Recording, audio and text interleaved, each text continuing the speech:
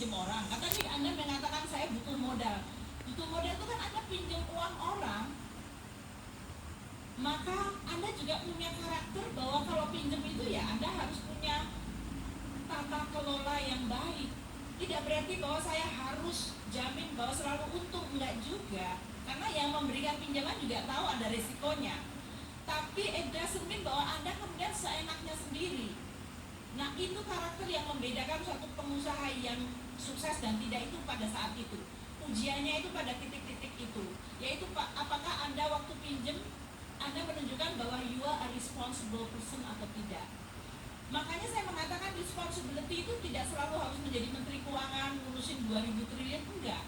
Responsible is actually your daily life, whether kamu itu punya karakter responsible atau enggak. Umpamanya pergi keluar rumah bilang sama ibunya, itu responsible menurut saya. Kalau pergi nggak pernah pulang, nggak pernah ngasih tahu ibunya, ditelepon malah dimatiin, that irresponsible. Iya kan? No. It seems this is private, personal, but that actually tells a lot about your character.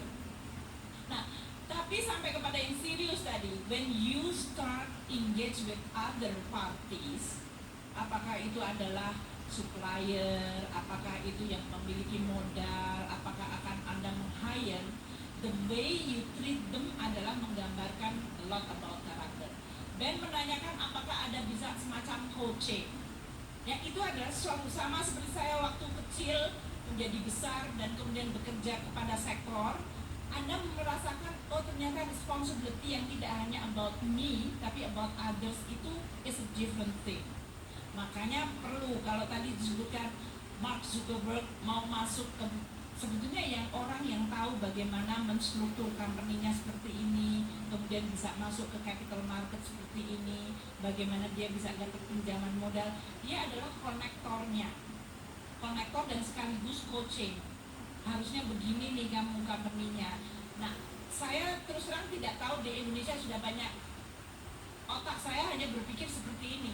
Orang-orang yang tadinya adalah orang yang kerja di bank, yang biasanya memfasilitasi kredit, mungkin sebaiknya mereka sudah mulai mikirin profesi lain deh.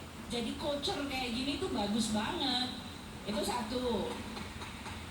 Terus orang-orang di tempat saya yang bekas pekerja pajak saya, orang-orang yang biasanya jadi konsultan pajak itu sebagian besar adalah orang bekas pegawai pajak itu.